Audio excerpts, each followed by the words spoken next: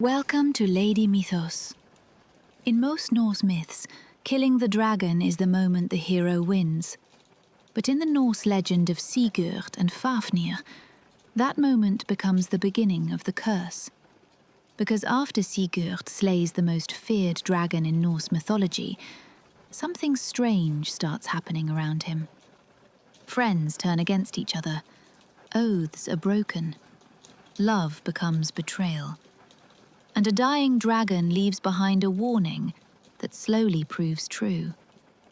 So the real mystery is not how Sigurd killed Fafnir. The real mystery is why everything fell apart afterward. And the story only gets darker from there. Tonight, we are going into one of the greatest and most tragic stories ever told in the Norse world. A story filled with cursed gold, dragons, forgotten promises, shapeshifters, Valkyries sleeping behind walls of fire, and a hero who may have been doomed long before he ever touched a sword. Because Fafnir was not born a monster. That is the first thing that makes this legend unsettling. He was once a man. And according to some of the Old Norse storytellers, that detail changes the entire meaning of the myth. Because this is not simply a story about a dragon guarding treasure. It is a story about greed changing people until they barely recognize themselves anymore. And the terrifying part is, the curse does not end when the dragon dies. It spreads. Across families, across kingdoms, across love itself. By the end of this story, nearly everyone connected to the treasure will be broken by it in some way. And yet, Sigurd still walks toward it willingly. That is what makes him different from most heroes. He hears the warnings, he sees the danger. He even listens to prophecies foretelling betrayal and death. But he keeps going anyway. Because in Norse mythology, people rarely escape the fate waiting for them. Most of the time, they walk straight toward it. And Sigurd may be the clearest example of that. If you enjoy deep mythology stories like this, the darker and stranger side of Norse legend, make sure to subscribe and stay with me here on Lady Mythos. We've already explored how the Norse world itself began, from Ymir, Ginnungagap, and the first gods emerging from the void. And tonight, we are stepping into one of the darkest legends to grow out of that world. Because the story of Sigurd and Fafnir is not really about slaying a dragon. It is about what happens after the victory. And the deeper this story goes, the more unsettling it becomes. Now, before we reach the dragon, before the sword, before the treasure, there is something important you need to understand. The curse did not begin with Sigurd. It began with a river, with a dwarf, and with a god making a terrible mistake. According to the old sagas, the gods Loki, Odin, and Hörnir were once traveling together through the wilderness when they came across a river filled with waterfalls and black stones slick with cold water. And near that river was an otter. At first, it looked ordinary. The creature had just caught a salmon and was eating peacefully beside the water. Loki killed it immediately. One throw, one death. Simple. Or at least, it seemed simple. Because the otter was not truly an otter. It was the son of a powerful man named Hreidmar, a gifted shapeshifter who often wandered the rivers in animal form. And the moment the gods carried the dead body back to Hreidmar's hall, the entire mood of the story changed. Firelight flickered across the walls, weapons were lifted, and suddenly, even Odin understood they had stepped into something dangerous. Hreidmar demanded payment for his son's death. Not ordinary payment. He ordered the gods to fill the otter's skin entirely with gold, and then cover every visible hair on the outside with more treasure. An impossible ransom. But Loki believed he knew where to find enough gold, and that decision would poison every life that came after it. Because deep beneath a waterfall lived a dwarf named Andvari, a being connected to ancient wealth and hidden magic. He guarded an enormous treasure and, more importantly, a ring said to multiply riches endlessly. Andvari's ring. One of the most cursed objects anywhere in Norse mythology. Loki stole it. Not just the treasure, everything. And when the dwarf realized he had been robbed, he placed a curse upon the gold before surrendering it. A curse that would bring destruction and death to every person who possessed it. At the time, Loki laughed. That was his nature. The gods returned to Hreidmar and paid the ransom. Gold filled the stretched skin of the otter until it gleamed in the firelight. But there was one final hair left uncovered. One tiny strand. And Odin noticed it.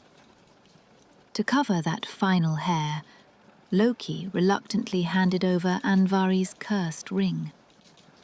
For a moment, the hall fell silent. And this is where the story truly begins. Because from that moment onward, the treasure seemed to change people. Slowly at first, then all at once. Hreidmar became obsessed with the gold. He trusted no one around him.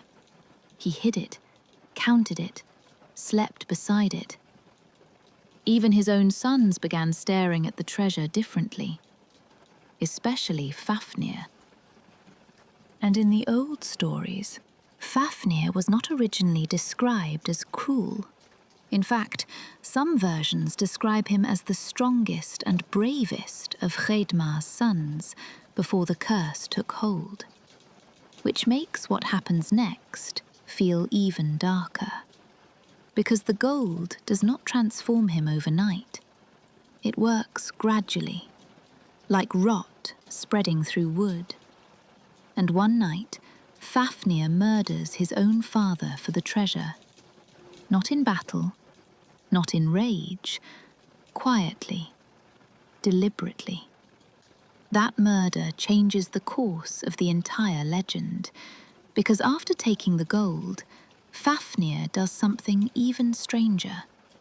He disappears into the wilderness, alone. And over time, he stops being human altogether. The old Norse poets describe him growing larger, more twisted, more venomous, until eventually, even his own brother Regin no longer recognizes him as family, only as something monstrous. A dragon lying upon cursed gold in the dark. And years later, a young hero named Sigurd will be sent to find him. But there is one thing Sigurd does not yet understand. By the time he reaches the dragon, the curse may already be waiting for him, too. Prologue. The dragon who was once human. Long before Sigurd ever saw the dragon, people were already afraid to speak Fafnir's name aloud. Travelers whispered about him beside winter fires. Sailors claimed entire valleys had gone silent near his lair. Hunters spoke about poisoned earth where nothing grew anymore. Even animals avoided certain parts of the wilderness. But the strangest part of the story was never the dragon itself. It was the fact that somewhere beneath the scales and venom, there had once been a man. The old Norse stories never treat monsters as simple creatures. Something happens to them first. Something inside them changes long before the transformation appears on the outside. And Fafnir may be the darkest example of that anywhere in Norse mythology. The sagas describe him as powerful even before the curse took hold. Stronger than most men. Fearless, intelligent. In some versions, he was considered the bravest of Hreidmar's sons. Not a beast, not a monster, a man. Which makes what happened afterward feel even more disturbing.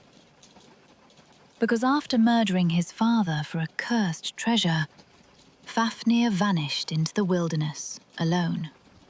And over time, the stories about him became less human. The land itself began changing around his lair. Rivers turned dangerous. Travelers disappeared. Winds carried strange smells through the rocks. Some men claimed they heard breathing beneath the ground while crossing the wasteland called Heath. Others never returned at all. The Old Norse poets describe Fafnir less like a modern fantasy dragon and more like something ancient, crawling across the earth itself. A monstrous serpent dragging its weight through poisoned land while guarding treasure hidden deep in the dark.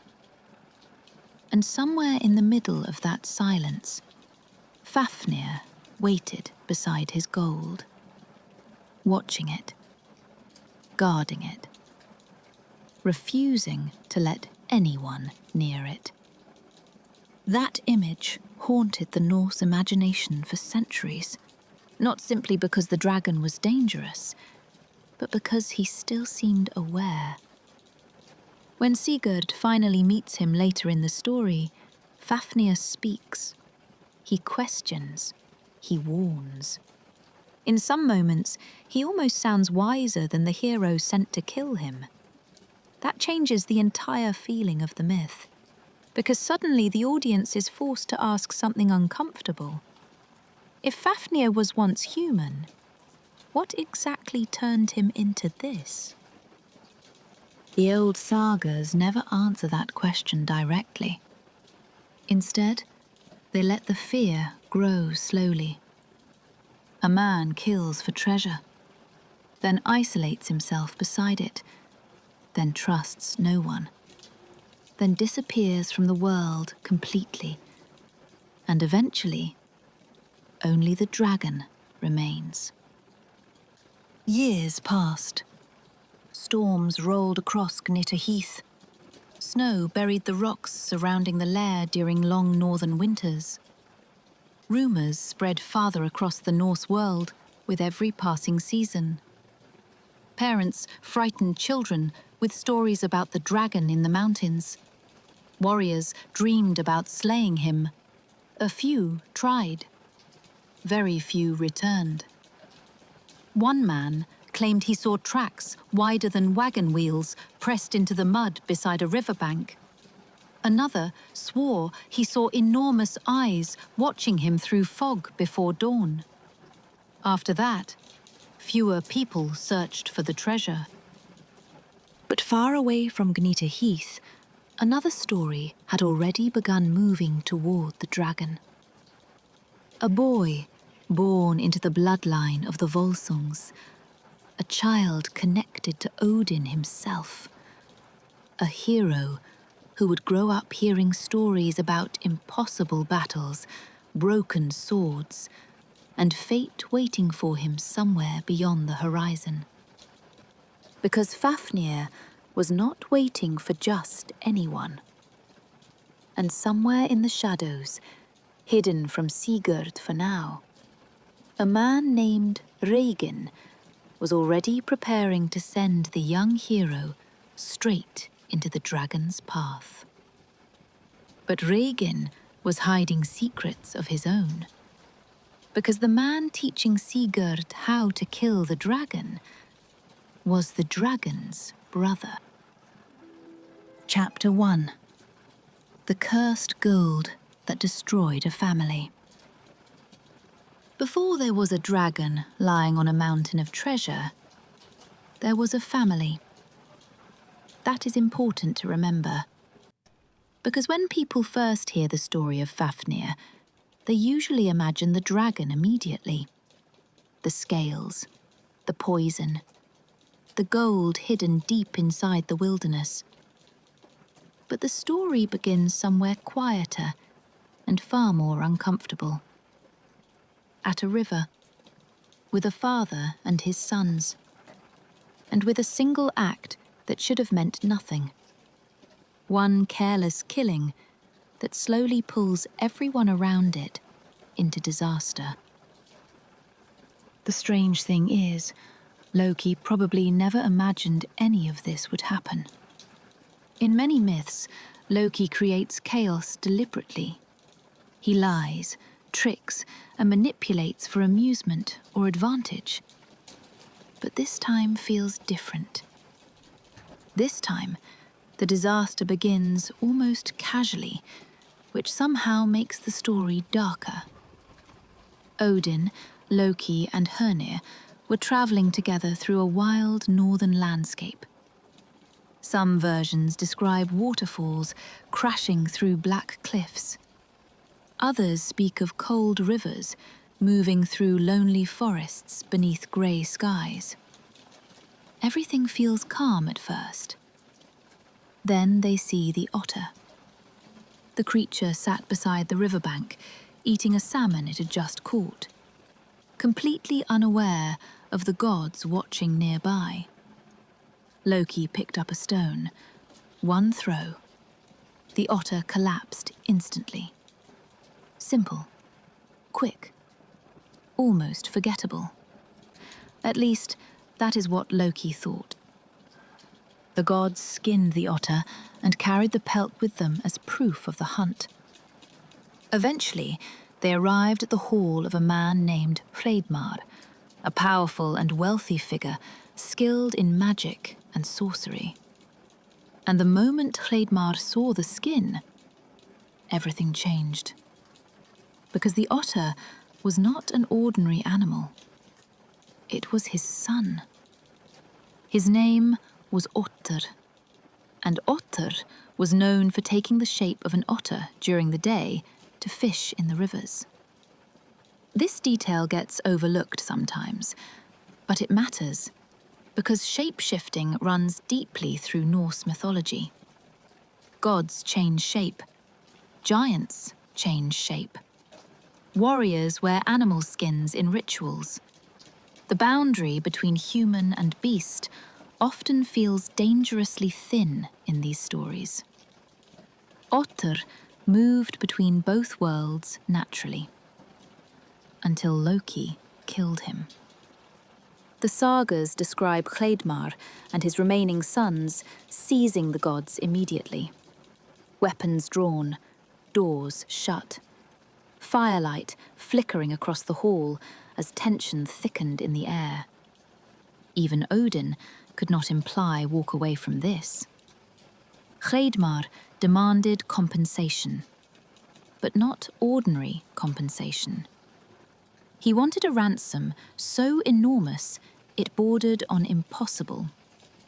The gods would need to fill Otter's skin completely with gold, and then cover every visible hair on the outside with more treasure until nothing could be seen beneath it.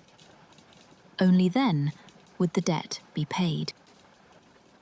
There is something cold about the demand. Hreidmar is grieving, but the ransom already feels strangely tied to greed rather than justice. It is as though the curse surrounding the treasure begins creeping into the story before the gold even appears.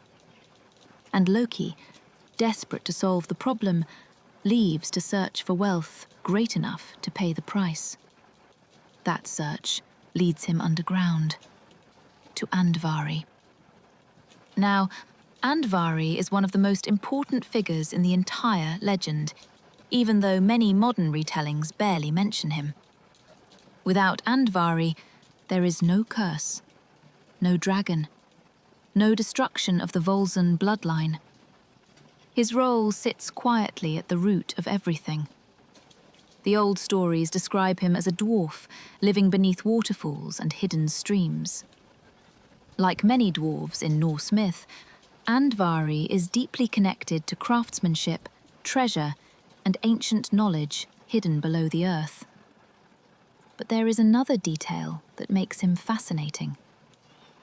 Some versions claim Andvari could also change shape, specifically into a pikefish. Again, the story keeps returning to transformation. Nothing stays fully human for long. Loki eventually traps Andvari beneath the water and forces him to surrender his treasure. Gold spills out from hidden places beneath the rocks. Rings, jewels, ancient riches gathered over years beyond counting. But Loki notices something strange. Andvari tries desperately to hide one particular ring. Andvari's ring. The dwarf begs to keep it. That alone should have been a warning, because in Norse myths, whenever a magical object is guarded with that level of desperation, it almost always carries consequences. Loki takes it anyway.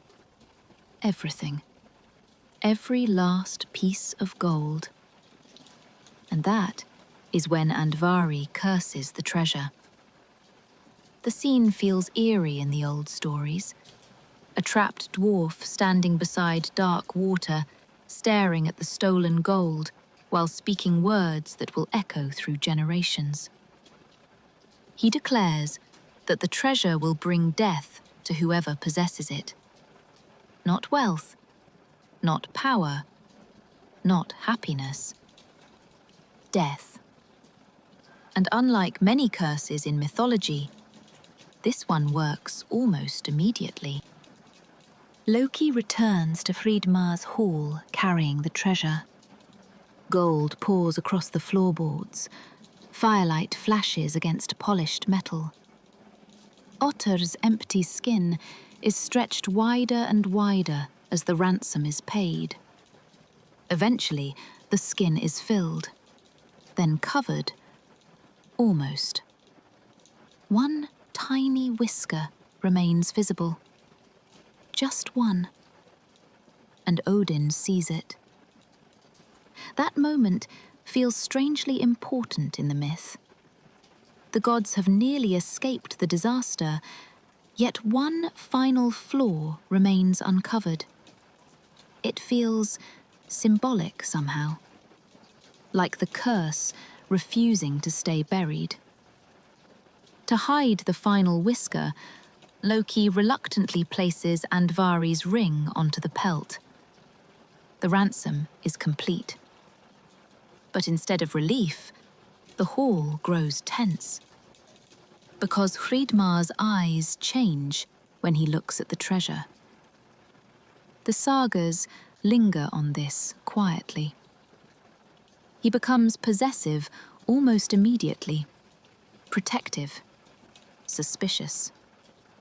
And his sons notice it, especially Fafnir. Now this is where the story becomes deeply unsettling, because the curse does not strike like lightning.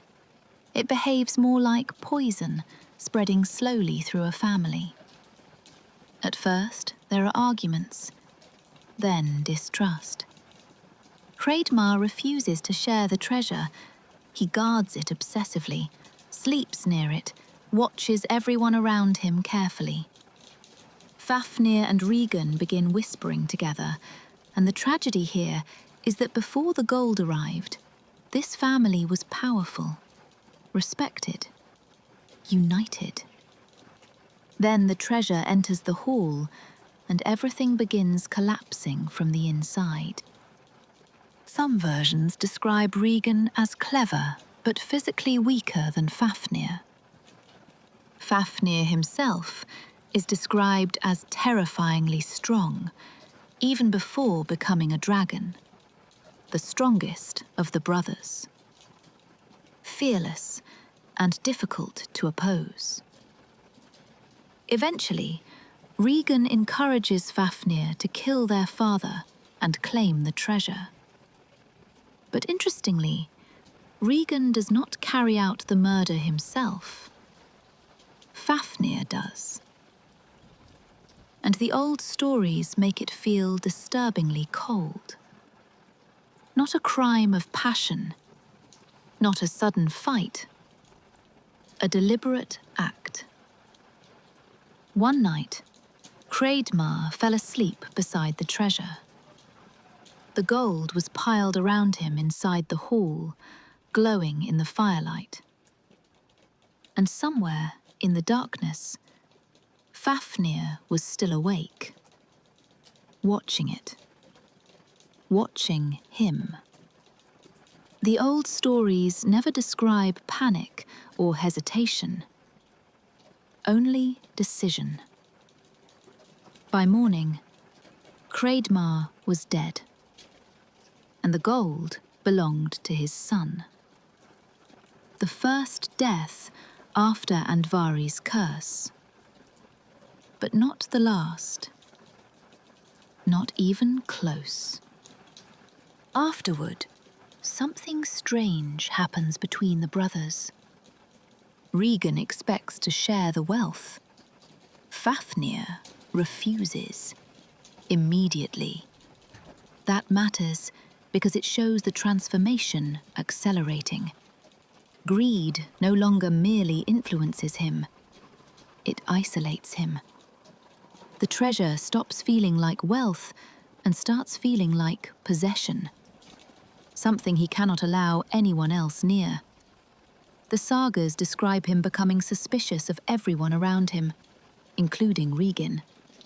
Eventually, he drives his brother away completely and carries the treasure deep into the wilderness, alone. This is where many retellings jump directly into, and then he became a dragon. But the older Norse material feels slower and more psychological than that. The transformation is gradual. Fafnir withdraws from humanity piece by piece. He isolates himself with the gold. He trusts no one. He watches the treasure endlessly. And over time, the man begins disappearing beneath the obsession.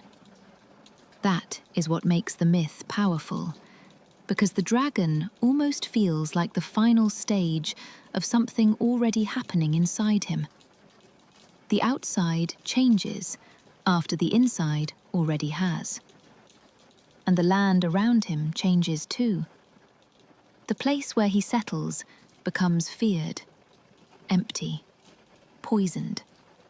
Travelers avoid it. Stories spread. People whisper about a monstrous presence guarding impossible wealth. Years pass. The dragon grows. Meanwhile, Regan survives, and that is important. Because Regan never forgets what Fafnir took from him. Not the gold, not the humiliation, not the murder of their father. In some versions of the myth, Regan becomes a master blacksmith after losing the treasure, a creator of weapons and magical objects, patient, intelligent. But beneath all of that sits resentment. And over the years, Regan begins waiting for something, or someone. A hero, strong enough to kill the dragon he cannot face himself. Far away from Gnita Heath, the Volsunga bloodline continues through war, tragedy, prophecy, and bloodshed. A child named Sigurd is born into a family already tangled in fate and violence. Regan eventually finds him, raises him, teaches him, shapes him carefully. And Sigurd grows up believing the dragon hunt is about glory. But Regan knows better, because the dragon is only one part of the curse. The treasure is the real danger. And deep beneath the mountains, Fafnir still lies awake beside the gold, breathing poison into the darkness, waiting for the day someone finally comes to take it from him. And somewhere deep in the mountains, Fafnir lay awake beside the gold, already becoming something no longer human, because hiding the treasure was only the beginning. Chapter 2: How Greed Turned Fafnir into a Dragon. Most dragon stories begin with the monster already waiting in the dark. The Norse version does something far stranger. It lets you watch the monster being created. And the unsettling part is that nobody truly notices the transformation while it is happening. At first, Fafnir simply disappears. After murdering Hreidmar and driving Regin away, he leaves civilization entirely and carries the cursed treasure into the wilderness alone. No servants, no kingdom, no family beside him. Only gold. The old Norse stories call the place Gmita Heath. Even the name feels cold. A wasteland, far from ordinary life, surrounded by broken rock, harsh winds, and empty land where almost nothing grows. Different retellings describe it differently, but the atmosphere is always the same. Isolated, dead, forgotten. The kind of place people avoid instinctively.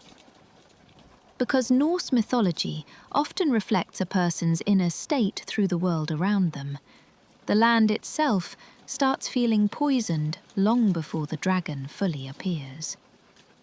At first, Fafnir still thinks like a man, at least partly.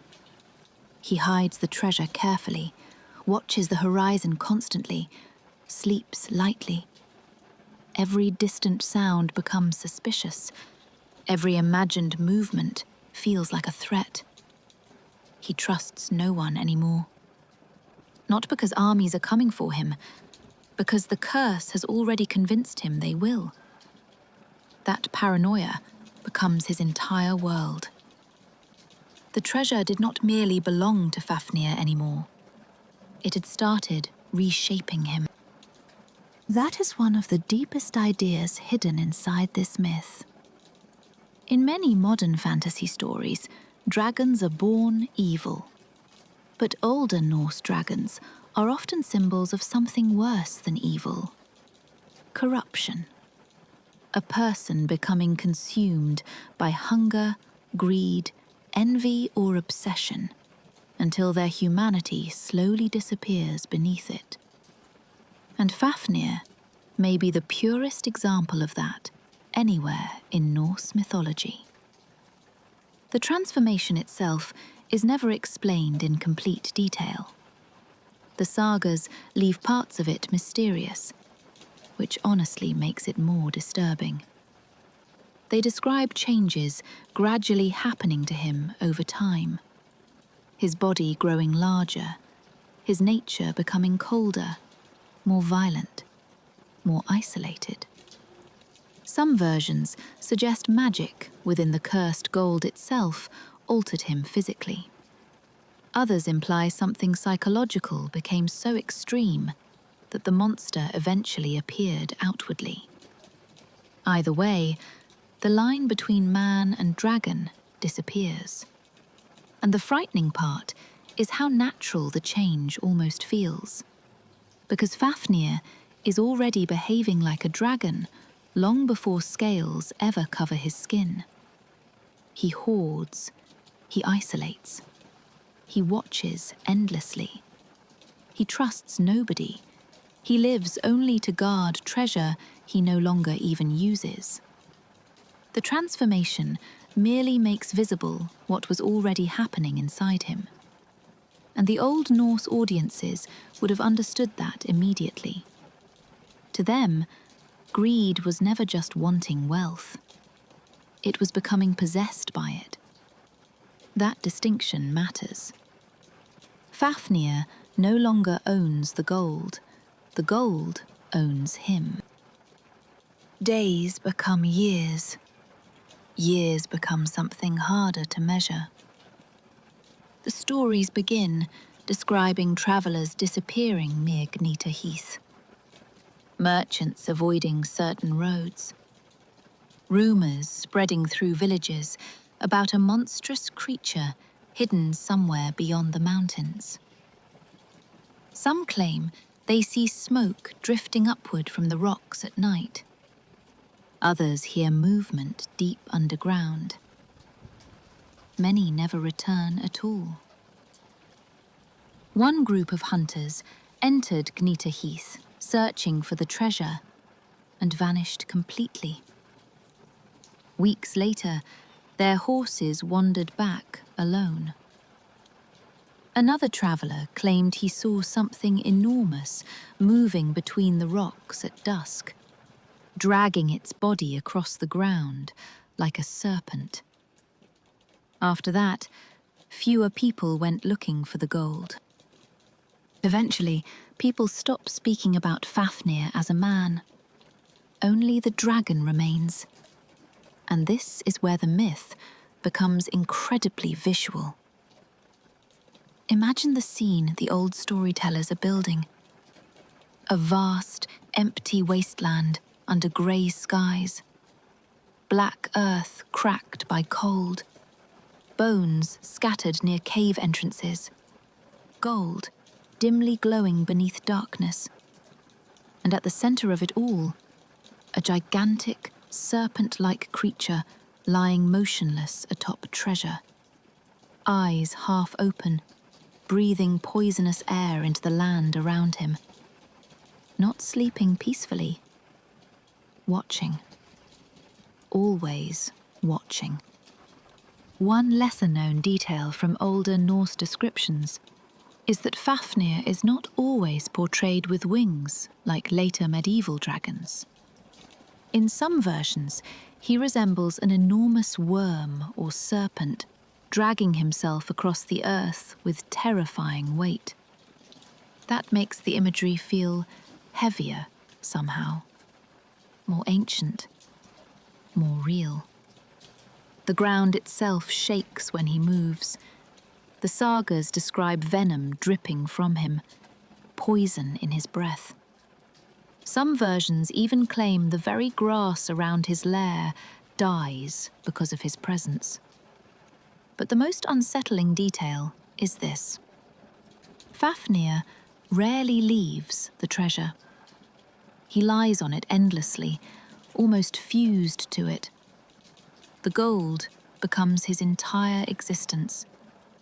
And over time, something strange happens psychologically.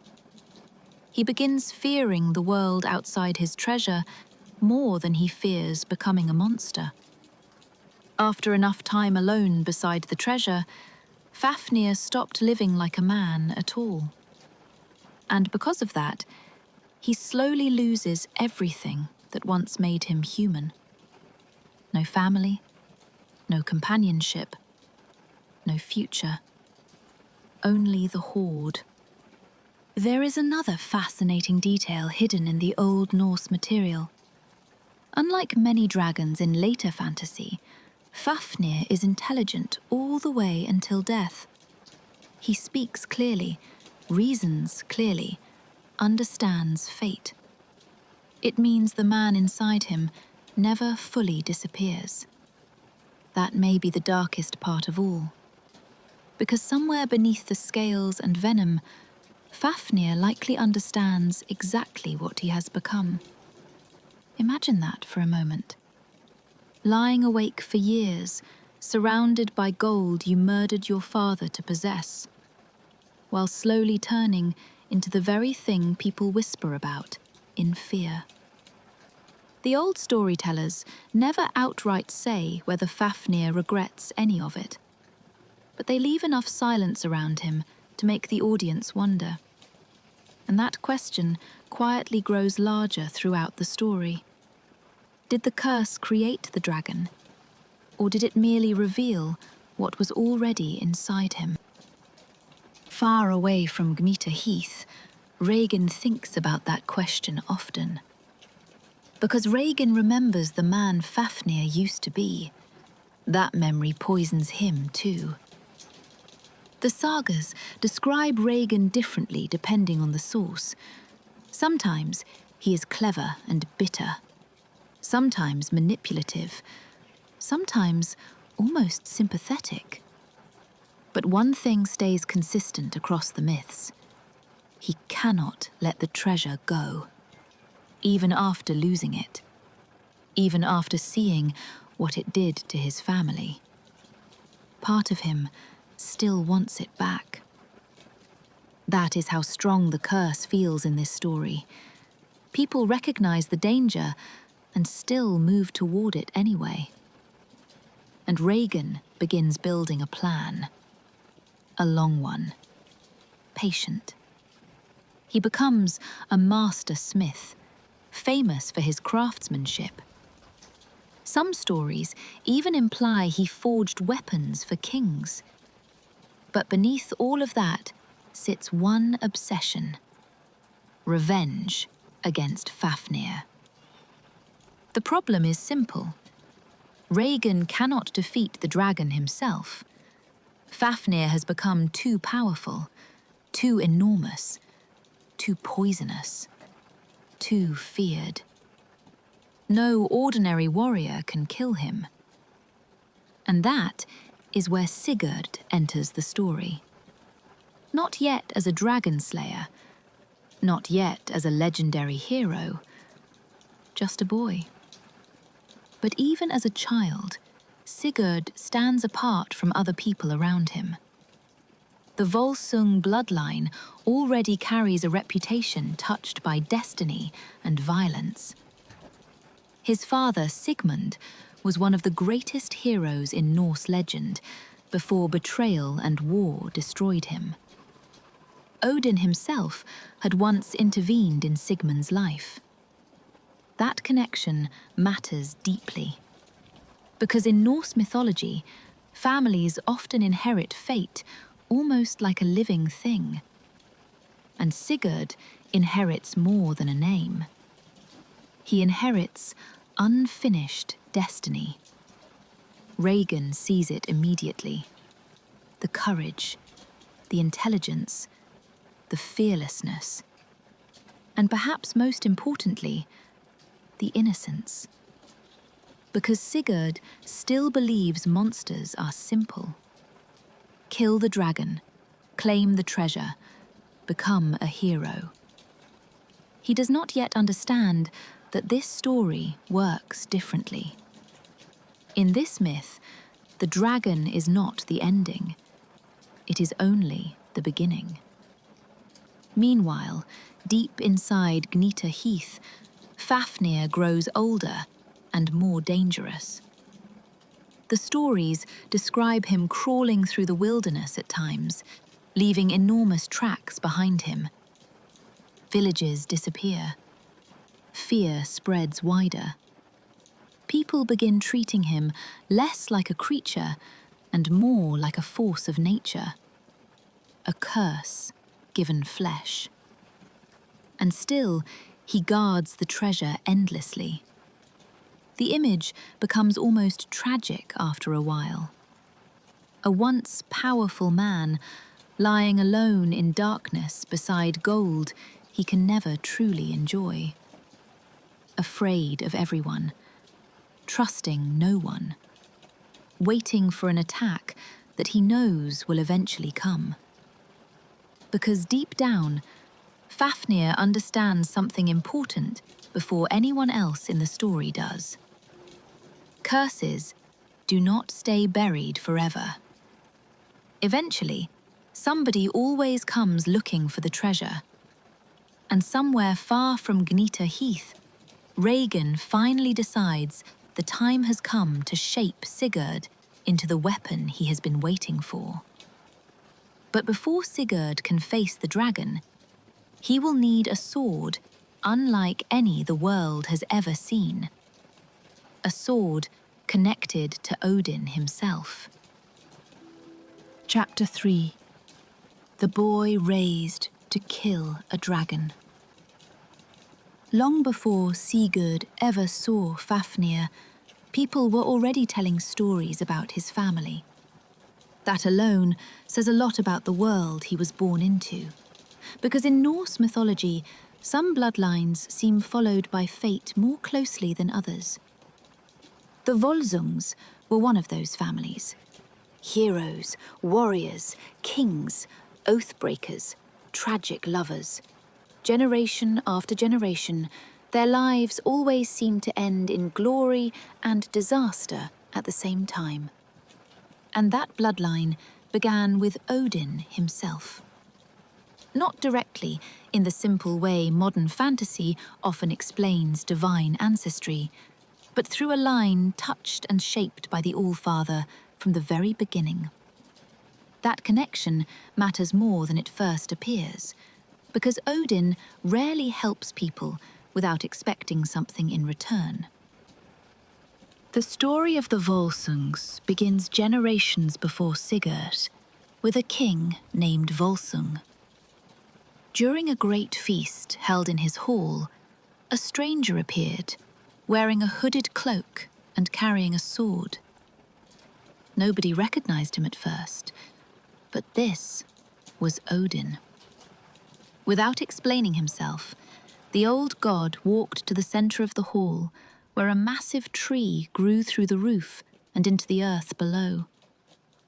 The tree was called Barnstokkr, and it stood at the heart of the Volsung home, almost like something sacred. Then Odin drove the sword deep into the trunk. The blade sank into the wood up to its hilt, and Odin spoke only a few words. Whoever could pull the sword free would own it. Then he vanished. The hall erupted into chaos. Warriors and kings tried one after another to remove the weapon, but none could move it even slightly. Until Sigmund stepped forward. Sigmund, Sigurd's father. The sword came free effortlessly in his hand. That moment becomes important much later, because this sword is Gram, one of the most famous weapons anywhere in Norse legend. A blade tied directly to Odin. A weapon carrying destiny with it. And Sigmund would need it, because the Volsung story quickly becomes brutal. Sigmund's life is filled with betrayal, revenge, war, and bloodshed. Entire halls burn. Families destroy one another. Oaths collapse.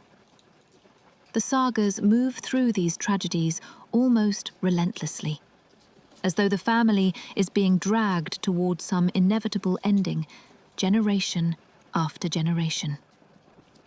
One of the strangest and darkest parts of Sigmund's story involves his sister Signy, who becomes obsessed with avenging their murdered father at any cost.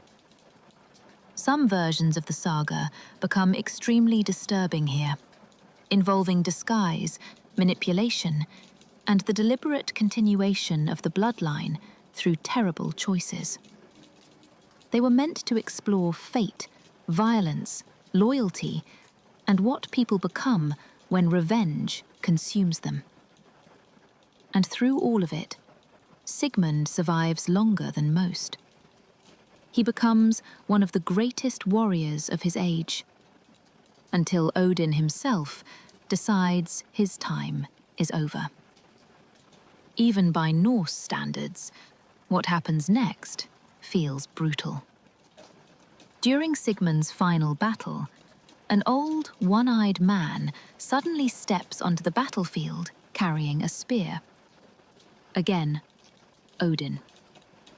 Sigmund swings Gram with all his strength, and the sword shatters against Odin's spear. Not against another warrior, not because Sigmund failed, because the god who once gave the sword had decided to take victory away. Moments later, Sigmund is mortally wounded. Before dying, he tells his wife, Hjordis, to keep the broken pieces of Gram for the child she carries. That child is Sigurd. And already the story feels heavy with destiny before Sigurd has even been born. A broken legendary sword waiting for him. A bloodline marked by tragedy. A family watched closely by Odin. And somewhere far away, a dragon sleeping beside cursed gold. The threads are already moving toward each other. Sigurd grows up after his father's death under the care of King Alf in some versions of the saga. But the most important figure in his early life becomes Regin, the dragon's brother. That fact alone changes the mood of every scene between them once you realize it. Because Regin does not approach Sigurd as an enemy. He becomes his teacher. The sagas describe Regin as extremely skilled, a master blacksmith, intelligent, calm, patient.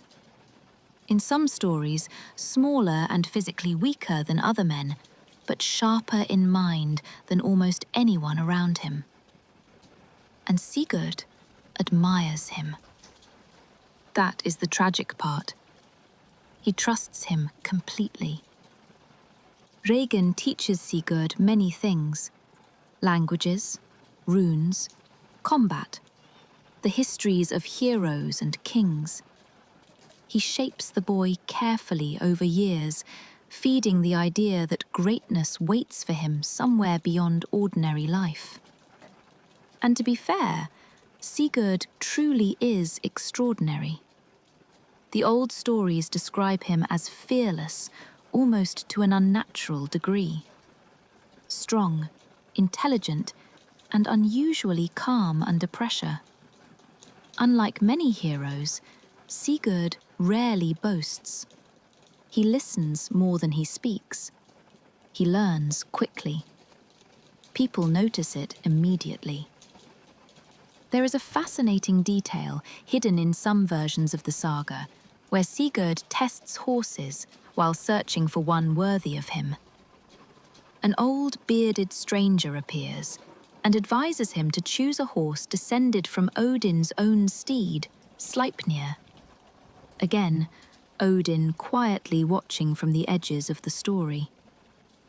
The horse Sigurd chooses is named Grani.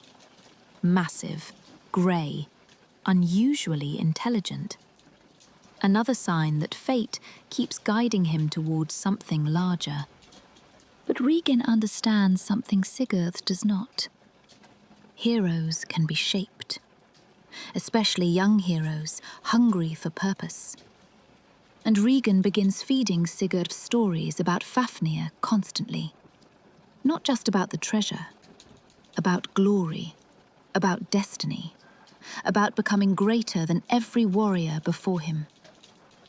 He describes the dragon in terrifying detail. The poisonous breath, the enormous body, the gold hidden beneath the wasteland of Gnita Heath. Every story makes the challenge feel larger, and that only pulls Sigurd closer toward it. There is something psychologically clever about Regin's manipulation too. He never openly orders Sigurd to kill Fafnir immediately. Instead, he lets the idea grow naturally inside him. he makes Sigurd want it. That distinction matters, because the dangerous part was that Sigurd never realized he was being guided. It feels like destiny. Eventually, Regan reveals the full truth. Fafnir was once his brother. The treasure once belonged to their family, and the dragon stole everything. This revelation changes the atmosphere between them. Suddenly, the dragon hunt becomes personal. But Regan carefully leaves parts out. He does not fully explain his own obsession with the gold. He does not explain how deeply the curse already poisoned him too. And he certainly does not explain what he plans to do after Fafnir dies. The old sagas quietly suggest that Regan sees Sigurd less as a student and more as a weapon being sharpened. And Sigurd never notices. Not yet. Meanwhile, Sigurd begins demanding a sword worthy of the task ahead. Regan tries forging one, then another, then another. But every blade shatters in Sigurd's hands. That detail becomes symbolic in the saga. Ordinary weapons are not enough for what lies ahead. Fafnir exists almost outside the limits of normal men now. Finally, Sigurd brings out the broken fragments left behind by his father. Gram. Even shattered, the sword carries weight in the story. Memory. Bloodline. Fate. Regan studies the fragments carefully, and for perhaps the first time, even he seems uneasy, because he understands what Sigurd may not yet realize. This is not merely a family heirloom. This is Odin's sword. The same blade that once shattered in the presence of a god. And somehow, Regan reforges it. The scene feels legendary in every version of the story. Fire roaring inside the forge, molten metal glowing white, hammer strikes echoing through darkness. Then finally, the blade emerges whole again, sharper than before. The sagas say Gram became so sharp, Sigurd tested it by lowering wool into a river current against the edge of the sword. The wool split apart instantly, just by touching the blade. Then he struck an anvil. Gram cut through it. That moment matters because the story finally shifts from preparation into inevitability. Everything has been leading here. The curse, the gold, the dragon, the broken bloodline, Odin's involvement across generations, and somewhere, deep beneath it all, sits the growing question the audience should now be feeling. Was Sigurd truly choosing this path? Or had fate already chosen it for him long ago? Because by this point, almost every force in the story has quietly pushed him toward the same destination. Toward Gnitaheath. Toward Fafnir. Toward the cursed treasure waiting in darkness. And Regan watches it all happen carefully, patiently, like a man standing beside a trap that is finally about to close. Because Sigurd believed he was preparing to kill a dragon, Regan was preparing something else entirely. Chapter 4. The sword Odin chose for Sigurd. Before Sigurd could face the dragon, Regan gave him one final warning. Fafnir was not like other creatures. Men had already tried to kill him before. Most never even reached the lair. The few who did were swallowed by poison, crushed beneath his weight, or driven into panic the moment they saw him moving through the dark. And according to Regan, ordinary steel would not survive against something like that. Sigurd needed a different kind of weapon. Not simply stronger, a sword tied to fate itself. That brought the story back to Gram, the broken sword left behind by Sigmund. Even shattered, the fragments carried a strange reputation around them. Men spoke about the blade carefully, almost like they feared disrespecting it. This was the sword Odin had once placed inside the great tree Barnstokkr. The same weapon Sigmund carried through battles that became legend across the north. And the same weapon Odin later destroyed himself. That detail stayed with Sigurd. Why would Odin give the sword to his father, only to break it later? The old sagas never answer that directly, but they leave a feeling hanging over the story that certain weapons, like certain people, are meant for specific moments. And Sigurd's moment was approaching fast. Regin studied the broken pieces carefully inside his forge. The place barely looked fit for a man to work in. Smoke blackened the ceiling beams. Iron tools covered the walls. Coals glowed deep red beneath layers of ash, while sparks drifted through the darkness like fireflies. Outside, winter winds scraped against the roof. Inside, Regin worked in silence. At first, Sigurd watched impatiently. He was already thinking about Fafnir constantly by this point. The dragon had started living in his imagination long before they ever met. Every story Regin told made the creature seem larger, older, deadlier, almost impossible to kill. That only sharpened Sigurd's determination. Most men would have feared the stories. Sigurd leaned toward them. That was part of what made him dangerous. The forge roared hotter as Regan melted the fragments of Gram together again.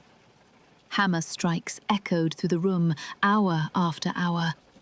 Blue sparks burst across the stone floor every time metal hit metal. Some versions of the saga describe Regan using extraordinary smithing techniques, known only to dwarves and master craftsmen. Others suggest something stranger happened inside the forge that night, almost as though the sword itself wanted to return. Because Gram does not feel ordinary in the old stories. It feels remembered, like something waking up. At one point, Sigurd noticed Regan staring into the fire without moving, almost nervous. That stood out immediately because Regan rarely looked uncertain about anything. Then came the sound. A crack running through the forge like splitting ice. The molten metal flashed white. For a moment, neither of them spoke. Then Regan lifted the sword free from the flames. Gram had returned. The blade looked different now. Cleaner, brighter, dangerous in a way ordinary weapons never quite are. Firelight ran along the edge in thin silver lines, while smoke curled upward around it. Sigurd reached for the hilt carefully, and even Regan hesitated before handing it over. That moment matters. Because deep down, Regan understood something the audience is only beginning to sense. The closer Sigurd moved toward Fafnir, the less controllable the story became. Up until now, Regan had guided nearly everything. The stories, the training, the ambition. But Gram changed the balance. A hero with Odin's sword was no longer just a tool. Sigurd tested the blade immediately. The sagas describe several versions of this scene, but the most famous one became legendary across Norse storytelling. Sigurd carried Gram to a river. Then he placed a tuft of wool into the current upstream and held the sword beneath the water. The wool drifted downward slowly and split apart the instant it touched the blade. Not torn, cut cleanly in half. Then came the second test. Sigurd brought the sword down against an anvil. The impact exploded through the forge. Blue sparks burst into the darkness. Iron screamed. Stone cracked beneath their feet. And the anvil split apart. Gram remained untouched. That was the moment Regan finally smiled. Not proudly, more like a man watching a door unlock after years of waiting. No ordinary weapon could pierce Fafnir, Regan told him. This one was waiting for him. That line sits at the center of the entire chapter. Because from this point onward, the dragon no longer feels distant. The confrontation starts becoming inevitable. And the old Norse stories build tension carefully here by slowing things down before the violence begins. The audience knows Sigurd and Fafnir are moving toward each other now, but the myth keeps delaying the meeting just long enough to build anticipation. Meanwhile, there are still signs Odin has not fully stepped away from the story. That presence lingers everywhere around Sigurd, especially in the older versions of the Volsunga saga. One tale says Sigurd was riding through the forests, searching for a horse worthy of carrying him into battle, when he met an old man with a long grey beard standing beside the water. The stranger studied the horses carefully before pointing toward one large grey stallion no one else could control. "Take that one," the old man said. Then he disappeared. Again, Odin. The horse became Grani, descended from Sleipnir, Odin's own 8-legged horse. And just like Gram, Grani feels chosen somehow, not random. The story keeps surrounding Sigurd with things tied to fate. The sword, the horse, the bloodline, the prophecies, the dragon waiting in the wilderness. Everything is narrowing toward one moment. But beneath all of that destiny, something darker keeps growing quietly. Because Regan never stops thinking about the treasure.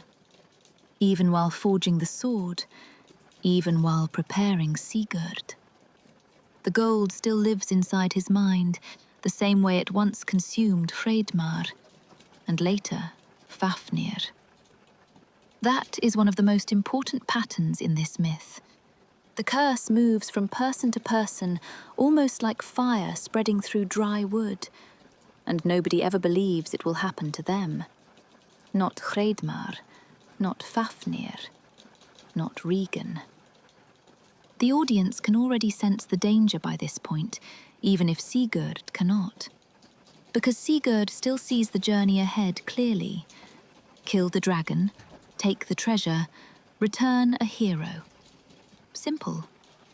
But nothing in this story has been simple so far. And the closer Sigurd moves toward Gnita Heath, the heavier the atmosphere becomes around him. The sagas begin describing dreams, omens, warnings, and strange encounters appearing more frequently.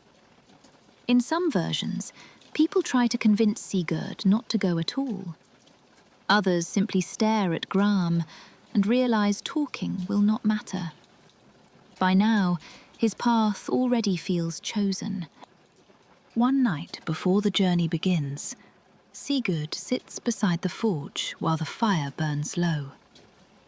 Gram rests nearby, wrapped in cloths, but even hidden away, its presence fills the room. Outside, snow falls across the dark hills. Inside, Regin finally begins speaking about Fafnir differently. Not like a story anymore, like a real thing. He describes the dragon's breathing, the venom, the sound of his body dragging across stone. And then he reveals one final detail. Fafnir follows the same path each day when he leaves the treasure to search for water. The same path, every time. That changes everything. Because suddenly, the dragon no longer feels invincible. He feels vulnerable, killable. And for the first time, Sigurd begins imagining the battle itself clearly. The pit beneath the trail, the sword strike upward, the blood, the gold waiting behind the monster. Regin watches him carefully while he thinks about it, almost too carefully. Because this is the part of the story where two very different ambitions begin moving together toward the same destination. Sigurd wants glory. Regin wants the treasure back. And neither of them fully understands what the curse has planned for them yet. By morning, the journey to Gnita Heath finally begins. And somewhere, deep beneath the empty mountains, Fafnir is already awake. Chapter 5. The Road to Fafnir's Lair. The morning Sigurd left for Gnita Heath, the weather turned colder. Storms often appear around important moments, and this journey feels wrapped in that kind of atmosphere from the beginning. Grey skies, card wind, frost gathering across the ground before sunrise. Even Grani seemed restless. Sigurd noticed it while tightening the straps on his saddle. The horse kept turning its head toward the north, ears alert, as though it sensed something waiting far beyond the hills. Regin noticed it too, but he said nothing. By now, the two of them barely needed to speak openly about where they were going. The dragon had been sitting between them for years already, growing larger inside every conversation. Now, it was finally real. Sigurd carried Gram across his back, beneath the dark cloak. Even hidden, the sword drew attention. Villagers stared when he passed through settlements. Travelers stepped aside instinctively. One old man reportedly crossed himself and muttered that no good ever followed weapons tied to Odin. Sigurd kept riding. The deeper they traveled into the wilderness, the emptier the roads became. That change happened gradually. First, there were farms, then scattered houses, then abandoned cabins standing silent beneath the trees. Eventually, there was almost nothing. Just forests bending in the wind and long stretches of rocky land leading north toward Gnita Heath. At night, Regin told stories beside the fire. Not cheerful stories. Warnings. He spoke about men who went searching for Fafnir's treasure and vanished without trace. A band of warriors once entered the wasteland, carrying shields painted with runes for protection. Their horses returned days later riderless, foam drying around their mouths. Another man supposedly found tracks near a riverbank larger than ship timbers pressed into wet earth. After that, he refused to speak about what he had seen. There were also stranger rumors. Some travelers claimed they heard breathing beneath the ground while crossing certain parts of Gnita Heath. Others spoke of a foul taste in the air long before sunrise, almost like metal and smoke together. Regan listened carefully whenever those stories appeared. Not because he doubted them, because he knew they were true. The closer they came to the dragon's territory, the stranger the landscape became. Trees thinned out first, then the grass changed colour. Even Sigurd noticed that animals had almost disappeared completely. No birds overhead, no deer tracks, no distant wolf calls during the night. The silence started feeling unnatural. One evening, Sigurd knelt beside a stream to wash blood from a rabbit he had hunted for food. The water near the edges looked dark, almost oily. Regan stopped him before he touched it. "Not that one," he said quietly. That was all, but it stayed with Sigurd.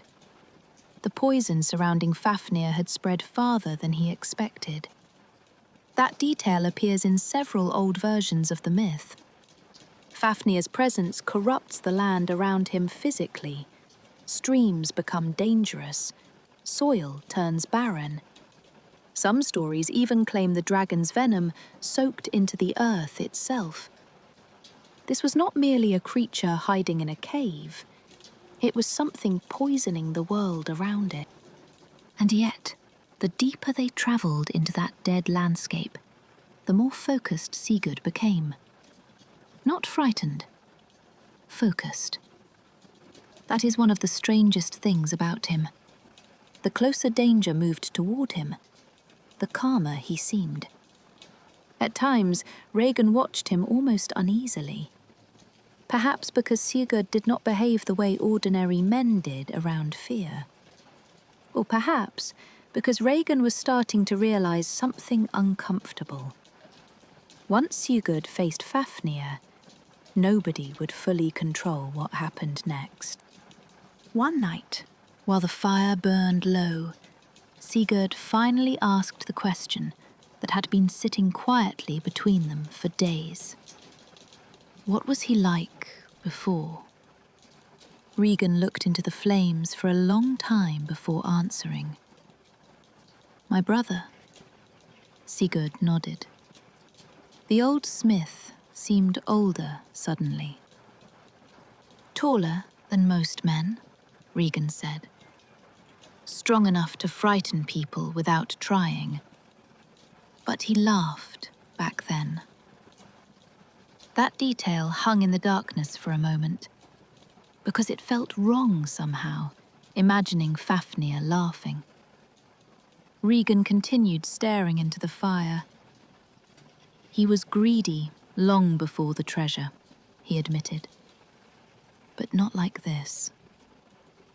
Then he stopped speaking again. That silence mattered more than the words.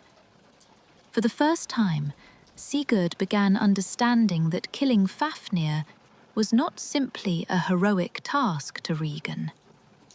It was personal. The dragon was still family. Twisted, poisoned, monstrous, but family. And beneath all the revenge and obsession, there was still something unresolved sitting inside Regan whenever he spoke about his brother. The next morning, the mountains appeared, dark shapes rising beyond the mist. Gnita Heath. Even from a distance, the place felt wrong. The land around it looked scarred somehow. Sharp rock formations pushed upward through dead earth, while low fog moved across the ground in slow waves. The wind carried a bitter smell through the valleys. Sigurd recognized it immediately. Poison. The stories had not exaggerated. They camped farther away than usual that night. Regan barely slept. Sigurd noticed him staring toward the mountains repeatedly, listening for sounds hidden beneath the wind. Then, sometime after midnight, they heard it. A deep, grinding noise somewhere far away. Not thunder. Movement. Heavy. Slow. The sound faded after a few moments, but neither of them slept afterward. By morning, even Granny seemed nervous. The horse stamped against the frozen ground and refused to face north for several seconds before Sigurd calmed him. Because Granny was no ordinary animal. Descended from Odin's own horse, he rarely feared anything. Yet even he sensed something waiting ahead. As they moved deeper into Gnitta Heath, signs of the dragon became impossible to ignore. Massive grooves carved through the earth, broken stones scattered across hillsides, trees snapped low to the ground, and once, near a narrow ravine, Sigurd found bones. Human bones, picked clean long ago. Nearby sat the remains of shields, blackened by something corrosive. Venom. Regan studied the area carefully before speaking. "Do not face him head-on," he warned. "No man survives that." This is where older versions of the myth become especially interesting. Unlike many later dragons, Fafnir is rarely described soaring through the air, breathing fire from above. In earlier Norse traditions, he feels closer to an enormous serpent or worm dragging itself across the land. That changes the mood of the confrontation completely. The danger becomes heavier, closer to the ground, more physical. The sagas describe his body crushing earth beneath it, while venom dripped from his jaws into the soil below. And Sigurd begins realizing something important. Fafnir is not merely large, he is ancient. The wilderness itself seems shaped around him. That realization settles heavily over the journey. Every hour forward feels like stepping deeper into a place human beings were never meant to stay long. The treasure starts affecting Sigurd too. Not openly, not yet, but he begins imagining it more often. Piles of gold hidden beneath the mountain, jewels untouched for years, and Vari's ring somewhere within the darkness. The curse works subtly at first. That is what makes it dangerous. Meanwhile, Regan grows increasingly tense. At times, he speaks rapidly about the treasure and what it could buy. Other times, he falls completely silent for hours. Sigurd notices both moods, but he still trusts him. That trust creates tension all by itself, because the audience can already sense what Sigurd cannot. Something about Regan feels wrong now. Not openly evil, worse, hungry. Late that afternoon, they finally reached the edge of Fafnir's territory. The ground changed first. Dark mud mixed with streaks of strange green discoloration spread across the valley floor. Steam drifted from cracks between rocks, even in the cold air. Then came the smell. Rot. Metal. Something burned. And beneath it all, blood. Regan stopped walking. For several seconds, he said nothing. Then he pointed toward a narrow trail cutting through the rocks ahead. He comes through there when he leaves the hoard for water. Sigurd studied the path carefully. The earth around it looked crushed, flat. Something enormous used it regularly. That was the moment the dragon stopped feeling distant entirely. No more stories, no more legends, only waiting. Sigurd tightened his grip on Gram. The wind moved through the valley softly. Then, somewhere beyond the rocks ahead, something exhaled. Deep, heavy, alive. Grani jerked backward immediately.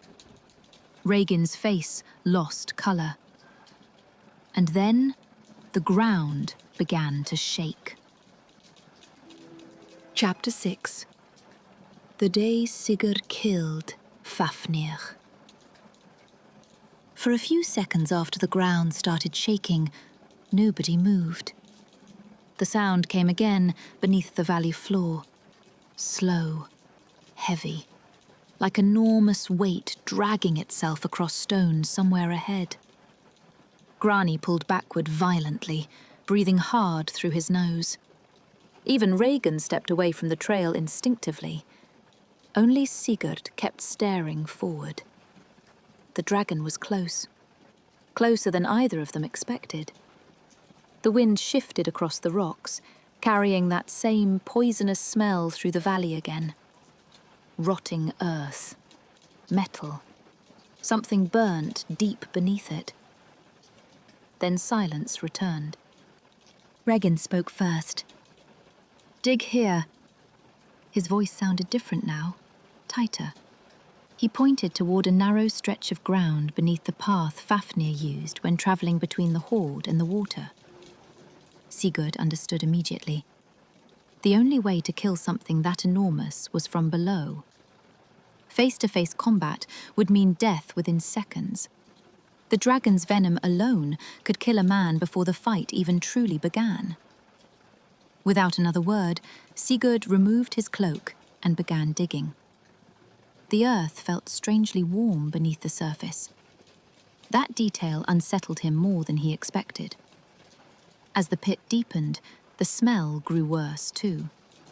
Steam drifted upward from cracks in the ground nearby, while dark water pooled around the edges of the trench. Regin stayed near the rocks, watching the valley nervously. At times he glanced toward the mountains, at times toward Gram, and at times toward Sigurd himself. The closer the treasure becomes, the less human Regin's ambition starts to feel. Sigurd continued digging until the pit was deep enough to hide his entire body beneath the path. Then Regin finally crouched beside him. "When he passes over you," he said quietly, "drive the sword upward beneath the left shoulder. That is where the heart lies." Sigurd nodded. Regin hesitated before standing again. Then he added something else. "Do not lose your nerve when you hear him coming." That warning stayed hanging in the cold air after he walked away. Because this was the moment every story had been moving toward. The curse, the sword, the dragon, the gold. Everything narrowing into one strike. Sigurd climbed into the trench and positioned Gram carefully above him. Dirt pressed cold against his shoulders, or the narrow opening overhead revealed only grey sky and drifting fog. Then Regin disappeared behind the rocks. And Sigurd waited. The silence became unbearable first. That is something many retellings rush past too quickly. The waiting. Knowing something enormous is coming toward you while trapped on the ground with nowhere to run. At first, Sigurd only heard wind moving through the valley, then distant movement, a grinding sound against stone. closer now. Slow. Heavy. The earth trembled again. Small rocks slid loose around the edges of the trench. Then came another sound. Breathing. Deep enough to feel inside the ground itself. Sigurd tightened his grip on Gram. The dragon was almost there. And suddenly, every story he had ever heard about Fafnir stopped feeling exaggerated. The smell hit next. So strong it nearly made him choke. Venom. Not smoke, not fire. Poison. Some older Norse descriptions of Fafnir focus far more on venom than flames. This was not the later medieval image of a dragon circling through the sky, breathing fire over castles. This creature felt older than that. Closer to a monstrous serpent crawling across the earth itself. Then Sigurd saw it. At first, only movement above the trench. Dark scales sliding past through the fog. Then more, and more. The body seemed endless. Massive weight dragged over the ground overhead, while claws tore through rock beside the path. Venom dripped between cracks in the stone, hissing when it touched the earth below. Sigurd held completely still. Every instinct told him to move, run, strike too early, escape the trench. But he waited. The sound of Fafnir's breathing filled the valley now. Wet, slow, heavy with exhaustion and age.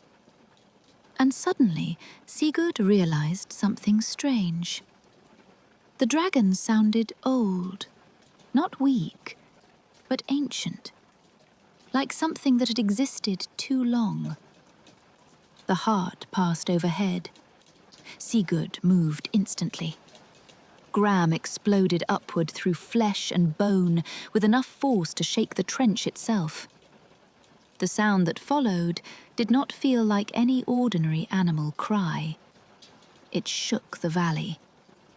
A roar mixed with pain, rage, and something almost human underneath it. Blood crashed downward into the trench in burning waves. Hot, black, thick with venom. Sigurd barely avoided drowning beneath it as Fafnir convulsed overhead. The dragon's body slammed against the rocks violently enough to split stone apart across the valley floor. The earth itself seemed to panic around him. Fafnir twisted across the ground, tearing deep scars through the mud, while venom sprayed from his jaws. Then came the voice.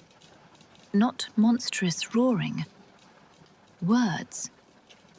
Young man. The sound echoed across the valley unevenly, broken by pain. Who are you? That moment changes the entire atmosphere of the story. Because suddenly, the dragon is not merely a beast dying in darkness. He speaks, understands, questions. Sigurd climbed partially from the trench, still gripping Gram. My name is Sigurd, he answered. And I killed you. Fafnir's enormous head shifted toward him slowly. The old stories describe the dragon's eyes vividly here. Bright, intelligent, full of hatred and strange awareness even at the edge of death. Then Fafnir laughed. Not loudly. A rough, broken sound. You carry yourself proudly, the dragon said. But your pride will not save you. Blood poured from the wound beneath his shoulder while he spoke.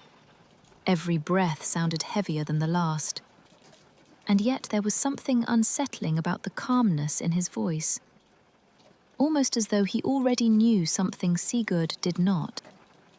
The philosophical conversation between Sigurd and Fafnir is one of the most fascinating parts of the old saga because it slows the battle completely down after the violence. Instead of ending with action, the myth becomes eerie and reflective. Fafnir asks questions about Sigurd's family, about fate, about the treasure. And the dragon keeps returning to one idea again and again. The gold destroys everyone who touches it. "You think you have won," Fafnir said. "But the treasure will bury you the same way it buried us." Sigurd stepped closer, carefully. "You buried yourself," he answered. The dragon's eyes narrowed slightly. "Did I?" That line matters, because for the first time, the story quietly forces the audience to wonder whether Fafnir believes the curse removed his freedom completely. Was he responsible for becoming the dragon? Or was he transformed by something unstoppable once the gold entered his life? The sagas never fully answer that. Fafnir shifted painfully against the rocks again. "Young Sigurd," he said, "tell me this. Who sent you here?" Sigurd answered without hesitation. "Regan." Something changed in Fafnir immediately. Not fear, recognition. Then the dragon laughed again, this time harder despite the blood filling his throat. "Then you are already doomed." The valley fell silent after those words. Even Sigurd stopped moving. Fafnir's breathing slowed heavily while dark blood spread across the ground around him. "My brother wants the gold," the dragon continued. "He always wanted it. More than revenge, more than family." Sigurd frowned, but said nothing. Part of him already knew this was true. He simply had not wanted to think about it before. Fafnir watched him carefully. "There is no victory here," the dragon whispered. "Only the curse moving to someone new." That line hangs over the entire second half of the myth, because the dragon is not speaking like a defeated monster anymore. He sounds almost relieved, like someone finally passing a burden forward. And that changes the emotional tone of the scene completely. Sigurd should feel triumphant here. Instead, the victory starts becoming uncomfortable. Sometimes killing the monster does not solve the problem. Sometimes it passes the problem on. Fafnir lowered his head slowly against the rocks.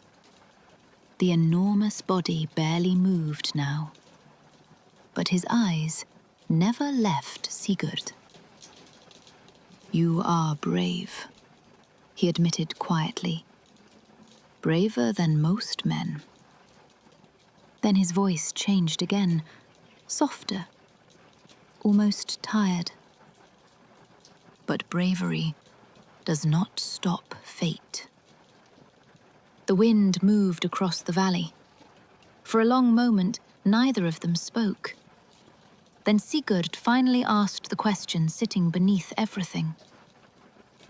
"Did the gold truly change you?" Fafnir stared at him silently. And when he answered, the words barely sounded human anymore. "No," he said. "It revealed me." That moment may be the darkest line anywhere in the entire story. Because suddenly, the curse feels less supernatural and more personal. As though the treasure does not create greed, it feeds what already exists. Fafnir's breathing weakened again. The great dragon shifted once more against the rocks before letting out a long, slow breath into the cold air. Then came one final warning.